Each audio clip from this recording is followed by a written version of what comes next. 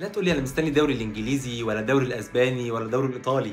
الايجيبشن ليج هو الاساس وهو الطب وهو اللي بيجمعنا. وخلاص موسم الانتقالات الصيفيه في مصر خلص، واللي دعم واللي عمل صفقات عمل واللي ما دعمش. بس دلوقتي كل الفرق مركزه على بدايه الدوري 46 من الايجيبشن ليج، واللي بالمناسبه هيكون 21 فريق الموسم ده مش 18 بس. تقول لي ليه يعني مش كانوا 18؟ ايه اللي خلاهم 21؟ هقول لك عشان الموسم اللي فات الهبوط اتلغى. تقول لي الهبوط اتلغى؟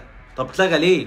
هقول لك عشان الاسماعيلي ما يهبطش. بص مالناش دعوه بالموضوع ده. انا عارف انك دلوقتي سالت نفسك سؤال، هو ال 21 فريق دول هيلعبوا امتى وهيخلصوا ماتشاتهم امتى؟ انا هقول لك بمنتهى البساطه ومنتهى السلاسه نظام دوري نايل السنه دي هيكون عامل ازاي. ركز معايا بقى. دوري السنه دي هينقسم لدورين. الدور الاول هيتلعب ماتشات ذهاب بس من غير اياب. الدور الثاني هينقسم لمجموعتين. المجموعه الاولى هيكون الفرق من المركز الاول للمركز السابع، ودول هيتنافسوا على لقب الدوري وهيتنافسوا على مين هيلعب دوري ابطال افريقيا ومين هيلعب في الكونفدراليه. المجموعه الثانيه هتكون من المركز الثامن للمركز ال21، ودول هيتنافسوا على مين هيكمل في الدوري ومين هيهبط. وبالمناسبه الموسم ده اللي هيهبط 4 فرق مش 3 كالعاده، وده المفروض يعني. هتقولي ما اكيد ده المفروض يعني، اكيد فرقه هتهبط يعني. اقول لك لا عادي، اي حاجه ممكن تحصل ومفيش حاجه مضمونه، بس اللي انا واثق منه وضامنه مليون في الميه ان الدوري السنه دي هيكون مشتعل، وكل الماتشات فيه هتكون متعه ما بعدها متعه. ودينا شفنا الموسم اللي فات ما كناش عارفين مين البطل لحد اخر جوله. فانا باكد لكم ان الدوري ال46 موسم 2025 2026 هيبقى ممتع لابعد الحدود.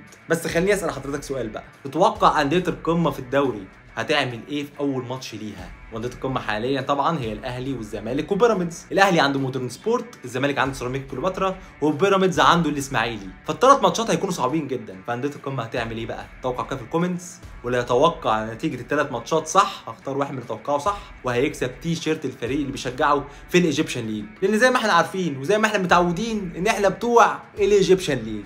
سلام.